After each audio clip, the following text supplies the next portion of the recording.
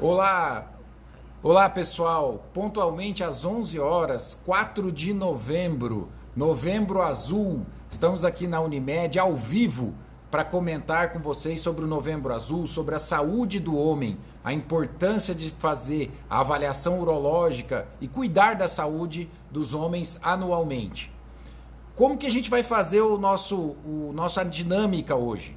Eu vou comentar com vocês durante 5, 10 minutos, de modo geral, o que é o programa, como que ele deve ser feito, qual a frequência que os homens devem procurar o urologista, e depois nós vamos responder as perguntas, tanto as perguntas que nos foram enviadas anteriormente, como as perguntas que vocês vão fazer agora. Mas atenção, uma coisa importante, de preferência perguntem pelo ícone perguntas, para a gente ficar mais fácil depois de selecionar e responder tudo para vocês de uma maneira mais adequada. Então, começando, pessoal, o que é o Novembro Azul? O Novembro Azul ele foi criado, idealizado em 2003, né? Então não é tão antigo assim. Foi na Austrália que começou isso para chamar a atenção dos homens em relação ao cuidar da saúde, não só no aspecto da próstata, como da saúde em geral dos homens. E isso é muito importante a gente ressaltar. No entanto, com o evoluir do tempo, foi dado mais atenção às doenças prostáticas, por isso que a gente lembra do Novembro Azul como um mês em relação ao câncer de próstata, né? Então, para a gente falar sobre o câncer de próstata, sobre a saúde do homem, o que é importante a gente identificar? Primeiro, a gente precisa saber o que é a próstata, né? Então, a próstata é uma glândula, né? Ela obviamente fica anteriormente à bexiga, ou seja, um pouquinho abaixo a bexiga, e ela tem um formato, não o tamanho, mas o formato de um pêssego, mais ou menos, e o tamanho normal da próstata é do tamanho de uma noz, um peso em torno mais ou menos de 20 gramas.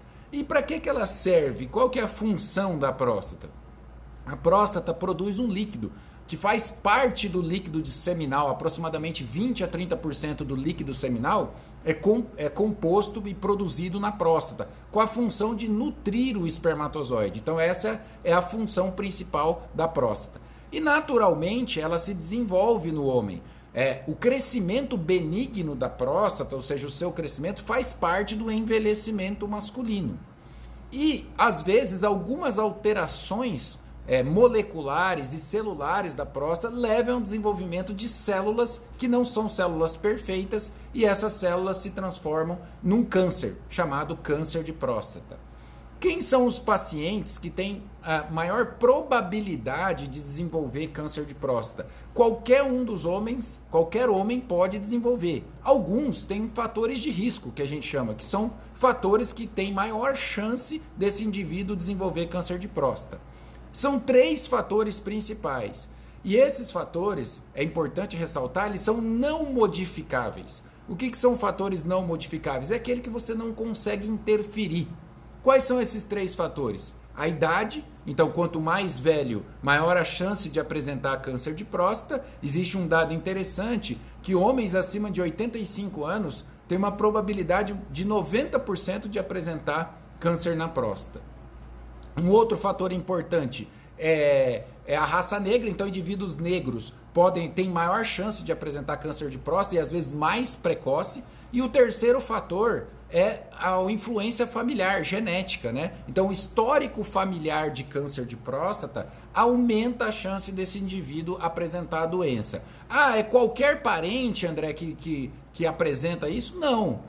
Se você às vezes tem um parente, o parente tem que ser parente de primeiro grau, então pai, avô, irmão, né? Então se você tem um parente de primeiro grau com câncer de próstata, a sua chance de ter câncer de próstata dobra em relação a alguém que não tenha nenhum parente com câncer de próstata. Importante lembrar também que outros tipos de cânceres não interferem no desenvolvimento do câncer de próstata. Uma pergunta muito frequente no consultório.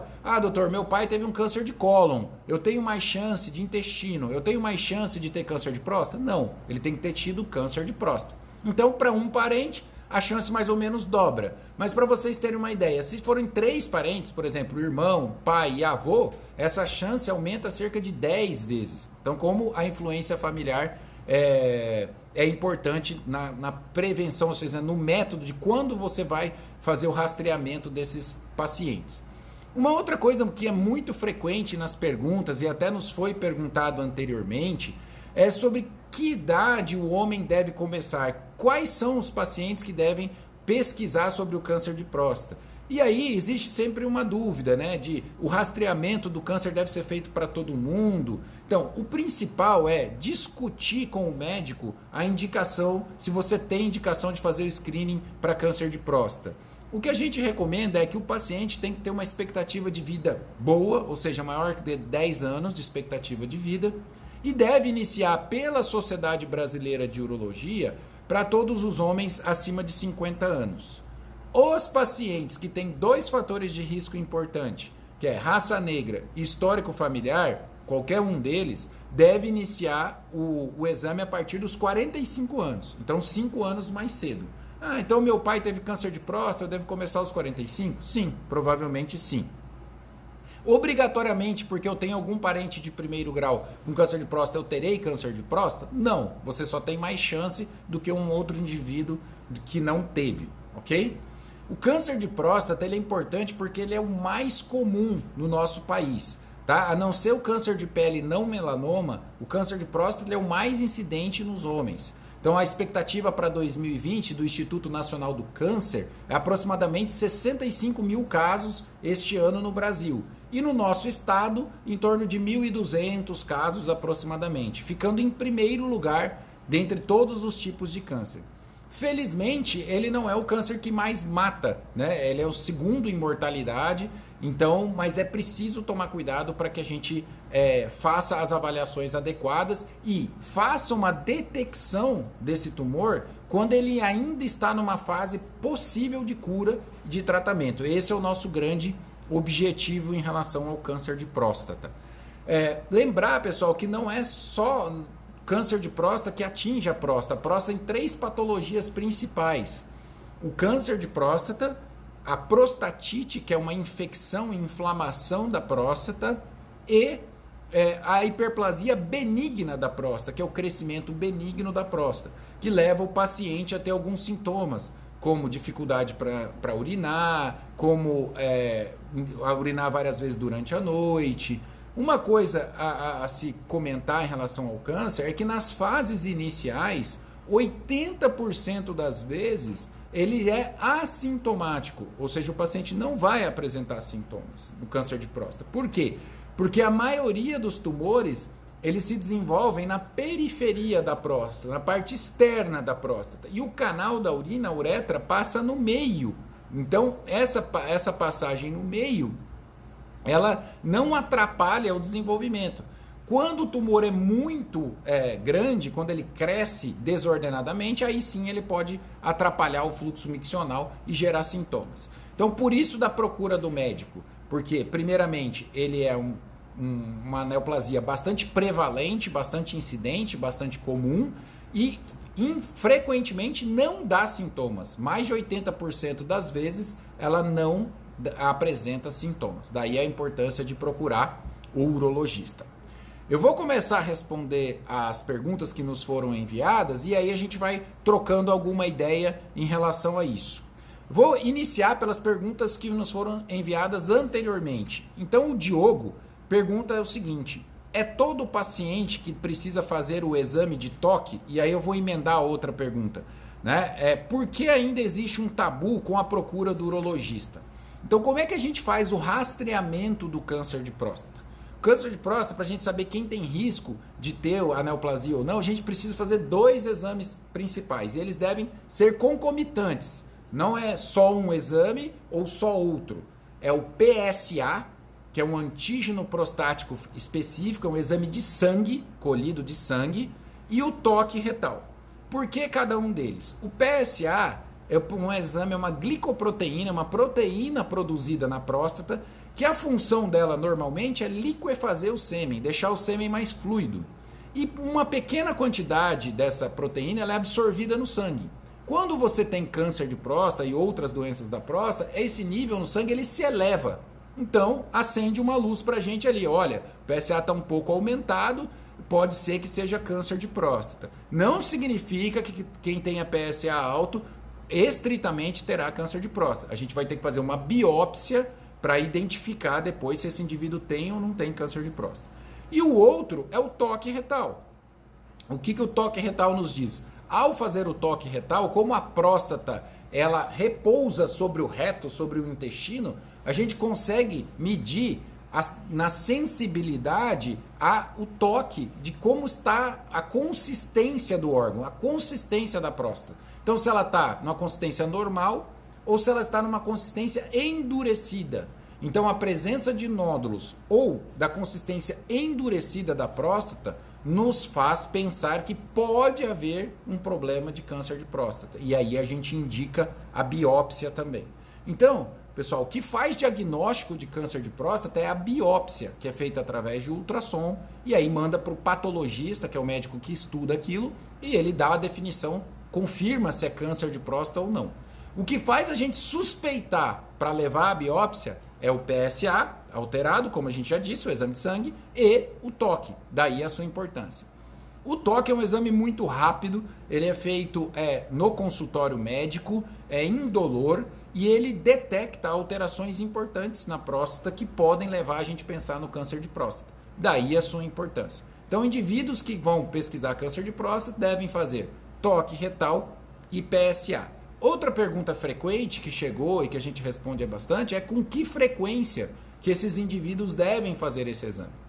Então, a frequência ideal é uma vez ao ano a partir daquelas datas que nós propusemos no início, ou seja, 50 anos para todos os homens e 45 para aqueles que têm fatores de risco. Obviamente, nos pacientes que têm expectativa de vida menor do que 10 anos, ou seja, mais de 80 anos com expectativa de vida menor do que 10 anos, a gente não precisa mais fazer o rastreamento. E ele deve ser discutido com o paciente, deve ser sempre explicado ao paciente o que a gente está fazendo. Essas orientações, elas mudam de sociedade para sociedade, mas em linhas gerais, no Brasil, pela Sociedade Brasileira de Urologia, são essas as recomendações. Uma outra pergunta que nos chegou também é sobre a idade mínima, né, de que o paciente deve fazer o exame, e além do câncer, o exame de toque pode identificar algumas outras doenças, né? Quais? Foi o Rodrigo Mota, né, que nos perguntou. Então, o toque pode diagnosticar, além do câncer de próstata, que ele vai verificar uma consistência endurecida da próstata, o toque também nos remete a outras doenças. Por exemplo, da próstata só mais duas, né? A HPB, que é a hiperplasia benigna da próstata, que a gente vai ver a próstata aumentada de tamanho, mas não endurecida. E na prostatite, o toque retal pode ser doloroso ou até a próstata está com uma consistência levemente amolecida. Então a gente, pelo toque, consegue identificar hiperplasia benigna, câncer de próstata e às vezes prostatite. É óbvio, como a gente faz o toque retal, a gente consegue identificar algumas outras patologias que não são da próstata, né, e são intestinais, como a presença de sangue no toque retal, pode identificar a presença de uma hemorroida ou até mesmo um tumor no intestino do indivíduo, principalmente no reto, naquela parte mais distal, naquela parte mais final do intestino. Então, por isso que é importante a gente fazer o toque retal, ok? Então, em relação às perguntas que nos foram enviadas e essa breve introdução, era isso. Eu vou agora ver as perguntas que nos foram enviadas agora ao vivo, tá? Então, vamos lá. A primeira pergunta, deixa eu colocar na tela. Doutor, o PSA anula o toque retal ou vice-versa? Ou ambos se complementam? Então, essa pergunta da Maria, né, é excepcional. É fundamental que a gente esclareça a população que eles não são excludentes. Ou seja, não é porque você tem um PSA normal que você não vai fazer um toque retal. Você pode ter um PSA normal e ter um toque retal com nódulo na próstata. E aí você tem indicação de biópsia, de pesquisa da neoplasia. E o contrário também, né? Você pode ter um toque completamente normal e uma alteração do PSA que justifique que você faça uma biópsia de próstata. Então, respondendo à pergunta que a Maria nos fez, eles são exames complementares, devem ser feitos os dois, até porque o toque também nos faz, como eu disse, levantar a hipótese de outras doenças. Vamos voltar para a segunda pergunta. Outra pergunta, por que o diagnóstico precoce é tão importante? Bom, excelente pergunta, né? Porque tudo que a gente diagnostica com antecedência, a gente tem maior possibilidade de fazer um tratamento curativo e não só um tratamento paliativo. Então eu vou estender um pouquinho mais o comentário para a gente poder conversar sobre isso.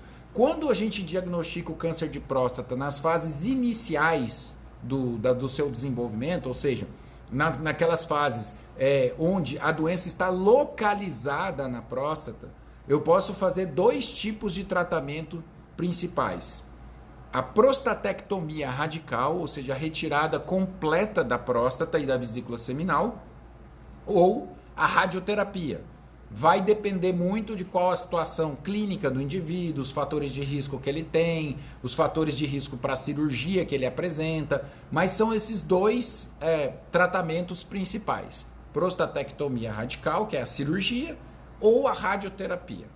No entanto, se esse paciente já chega ao primeiro exame, na primeira consulta, com uma doença avançada, e para onde normalmente que esse câncer de próstata dá metástase, né? Para onde ele se espalha, leigamente falando? Principalmente para o osso, para o tecido ósseo, né? Primeiro para o esqueleto axial, ou seja, coluna, bacia, e depois para o esqueleto apendicular, né? Braços, ou ossos do braço, da perna, etc. Então, às vezes o paciente já chega ao consultório com metástase óssea, reclamando de dor óssea ou com paralisia dos membros, né? Então, isso é uma doença avançada, diagnóstico avançado. É por isso que a detecção precoce é fundamental. E nesses casos, na maioria das vezes, nós vamos atuar melhorando a qualidade de vida do paciente, tentando aumentar um pouco a sobrevida, mas é difícil a gente atuar de forma curativa nesses pacientes. E o tratamento para os pacientes que tem doença metastática, ou seja, no osso, ele não é retirar a próstata ou fazer qualquer tratamento na próstata. A gente tem que fazer o que a gente chama de bloqueio androgênico. O que é isso? O que dá o alimento para o tumor de próstata crescer é a testosterona, o hormônio masculino produzido no testículo. Então, para esses indivíduos que têm câncer à distância, que a gente chama metastático, não adianta mexer na próstata, a gente vai ter que suprimir, reduzir a quantidade de testosterona ou deixar praticamente a zero a produção de testosterona desse indivíduo. E a gente pode fazer isso através de procedimento cirúrgico, retirando os testículos, ou fazendo hormônios, medicações que suprimem a testosterona. É importante lembrar que a reposição de testosterona ou a testosterona, ela não é carcinogenética. O que é carcinogenética? Ela não induz o câncer de próstata. Se você não tem câncer, ela não vai promover câncer de próstata. No entanto, naqueles indivíduos que já têm câncer de próstata, a reposição ou o aumento da testosterona pode acelerar o desenvolvimento da neoplasia. Tá? Então esse é um conceito também muito importante para a gente refletir sobre ele. Vamos ver mais uma pergunta aqui. Apareceu.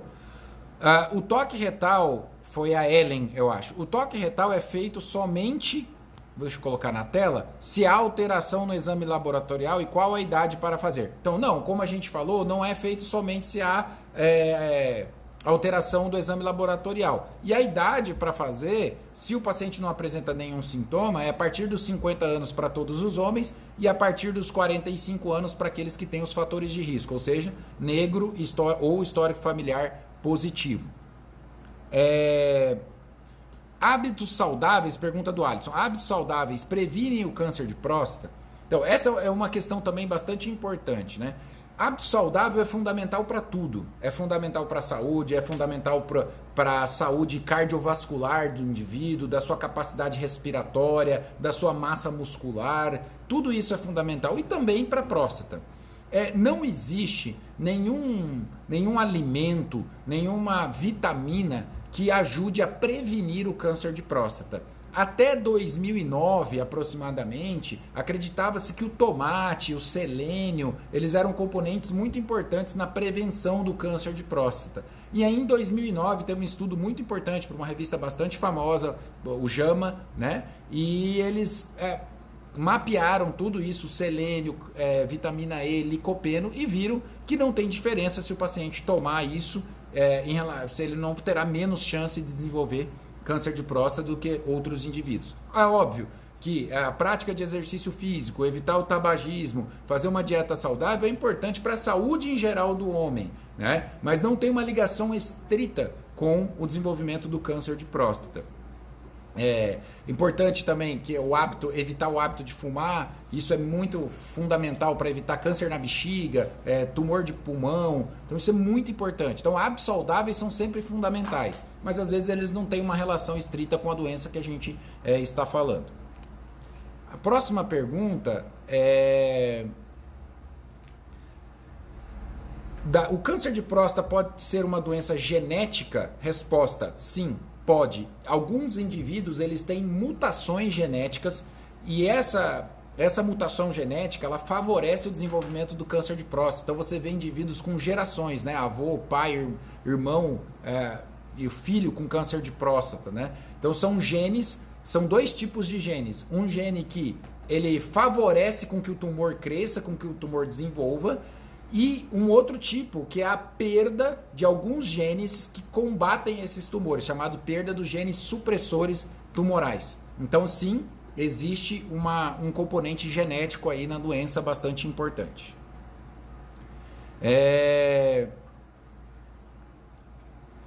Fato ou fake, né? Uma pergunta. Homens se cuidam menos que as mulheres? Olha, pessoal, acho que é fato, né? Não posso afirmar porque eu não tenho nenhum dado estatístico dizendo isso, mas eu acho que é fato sim. Porque a maioria, inclusive, no começo dos homens, eles são levados à consulta pelas mulheres, né? As mulheres já têm o hábito de ir ao ginecologista uma vez ao ano, e os homens não. Mas isso vem mudando e a gente percebe essa mudança nessa última década dos homens se cuidando mais, preocupando com a saúde, vivendo mais, praticando hábitos mais saudáveis, e isso é muito importante para a sua longevidade, principalmente para o envelhecer com saúde, e não somente envelhecer, né? Envelhecer sempre com saúde, que isso é muito, muito importante, tanto do ponto de vista da saúde física, quanto da saúde mental, que também é fundamental. Vamos ver se a gente tem mais uma pergunta. Deixa eu ver aqui. Aqui. Pode ser feita a vasectomia para suprimir a quantidade de testosterona? Ah, tá. Entendi. Não. A quantidade de testosterona, a testosterona ela é produzida no testículo. Mas a vasectomia não suprime a quantidade de testosterona. O indivíduo continua produzindo a mesma quantidade de testosterona, tá? A vasectomia, ela simplesmente impede que o espermatozoide seja liberado junto ao sêmen. Nem o sêmen ela impede. O líquido seminal ele é produzido nas vesículas e na próstata. E então, não altera o líquido seminal a vasectomia. Aquele líquido vai sair sem espermatozoide. Mas o indivíduo continua ejaculando normal, tendo ereção normal, tendo orgasmo normal, só não engravida. E não engravida por quê? Porque o espermatozoide não é eliminado junto do líquido seminal. E é importante ressaltar que essa esterilização ela não acontece imediatamente após a vasectomia. Isso é importante falar aqui também. São de 60 a 90 dias após a cirurgia, porque para frente da onde a gente amarra o canalzinho ainda ficam espermatozoides viáveis e eles devem ser ejaculados e liberados. E existe um exame chamado espermograma que a gente mede a quantidade de espermatozoide no sêmen após 60 a 90 dias e se sim tiver zerado, aí sim a gente libera o paciente do uso de anticoncepcional. Então fizemos um comentário, já que foi uma pergunta sobre a vasectomia, fizemos esse comentário também para esclarecer. A resposta então ela não tem influência na produção de testosterona. Vamos ver mais uma pergunta aqui. Em relação também à vasectomia, aumenta a probabilidade do desenvolvimento de câncer de próstata? Então, a resposta é não. A vasectomia ela não interfere na chance do paciente ter câncer na próstata, tá? Então, não tem interferência porque ela apenas evita que o espermatozoide seja ejaculado junto ao sêmen. Então, não tem influência. Tem uma pergunta aqui da doutora Thalia, né? Qual a indicação da leuprolida, né?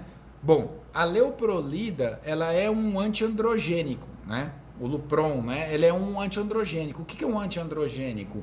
É um hormônio, é um análogo que é utilizado, injetável, ele pode ser utilizado mensalmente ou trimestralmente nos indivíduos que têm tumor de próstata metastático, ou seja, aqueles indivíduos que não têm tumores localizados, como eu falei. Qual que é o objetivo desse tratamento? É você suprimir a testosterona, e ao suprimir a testosterona, você diminui a velocidade de crescimento desses tumores. Então é uma droga, é um remédio utilizado no tratamento de tumores metastáticos. Tá? Eu estou vendo uma pergunta aqui do Pedro. Quais os exames de imagem mais indicados para o diagnóstico de câncer de próstata? Né? Então essa é uma ótima pergunta, Pedro. Obrigado pela sua pergunta também. Os exames de imagem, eles são pouco utilizados no diagnóstico do câncer de próstata, né? Quando a gente suspeita por um exame laboratorial e pelo toque.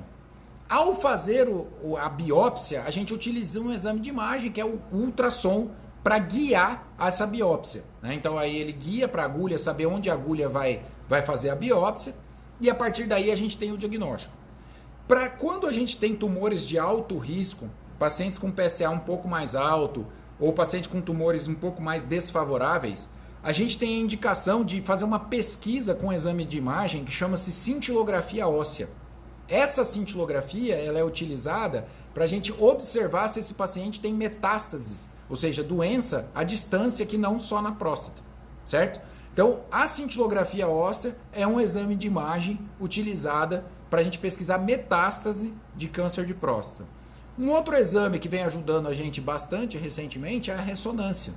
A ressonância ela não serve para a gente fazer o diagnóstico, mas ela nos ajuda principalmente quando a gente tem um paciente com PSA muito alto e a gente já fez algumas biópsias e essas biópsias vieram negativas.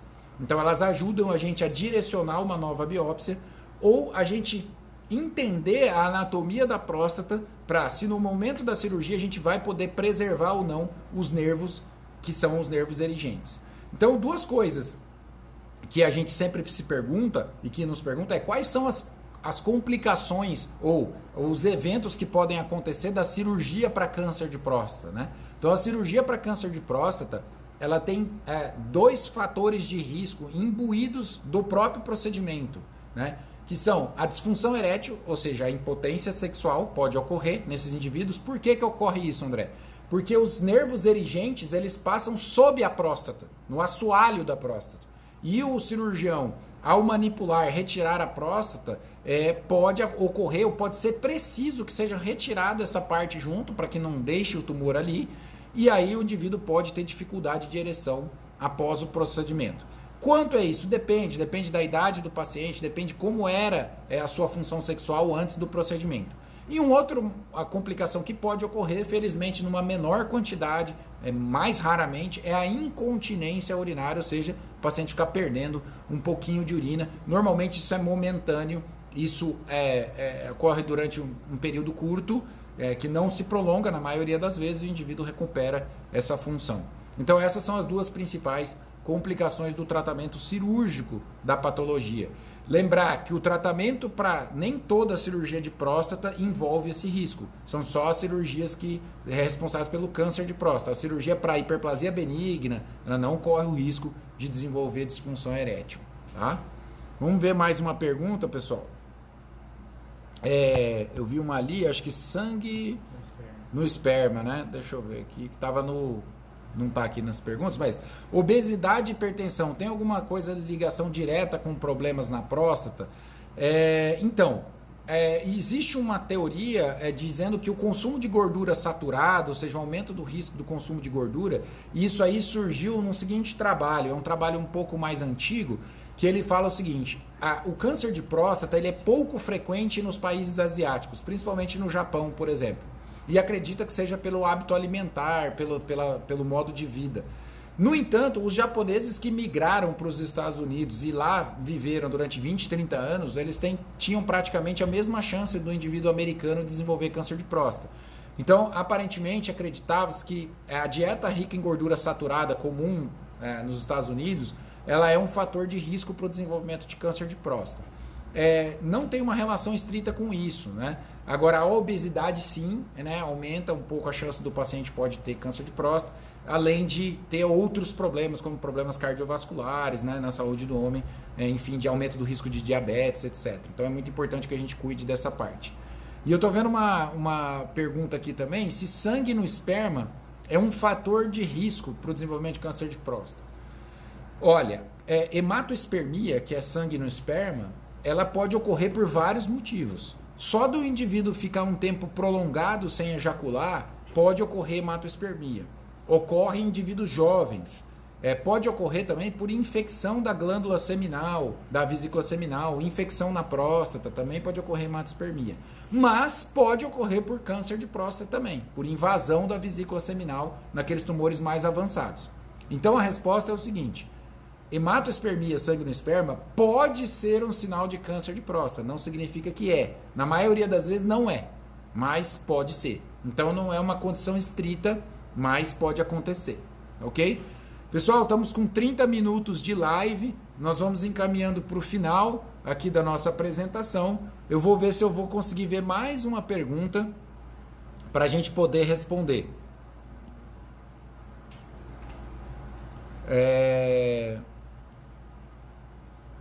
Vamos ver aqui. Seria ideal o homem ir ao urologista antes dos 45 anos? Então, essa é uma pergunta muito interessante. A resposta é sim, né? Sim, por quê? Porque o urologista cuida não só das patologias da próstata que a gente está discutindo aqui, né? Ele cuida da saúde do homem. Então, você tem problemas de infertilidade que acomete os indivíduos jovens. Você tem problemas de cálculos, né? Litíase, que é pedras nos rins, na bexiga, que precisam ser acompanhados. Os pacientes que têm problemas de ejaculação precoce, disfunções sexuais. As mulheres que têm problemas de incontinência urinária ou infecção urinária de repetição. Então, a especialidade é muito mais ampla do que só tratar das doenças da próstata. Então, a recomendação é que sim, ele não precisa fazer um acompanhamento, se tiver tudo bem, muito rigoroso antes dos 45 anos. Não precisa se preocupar também com várias doenças, como câncer de próstata antes dos 40 anos, mas ele precisa se preocupar com a saúde em geral. Então, por isso que é importante que ele vá, sim, antes dos 45 anos. Ok, pessoal? Encerramos por aqui. Foi um prazer conversar com vocês hoje. Novembro Azul. Façam suas avaliações, cuidem da saúde e a Unimed estará sempre junto com vocês nessa jornada. Um abraço a todos. Até mais.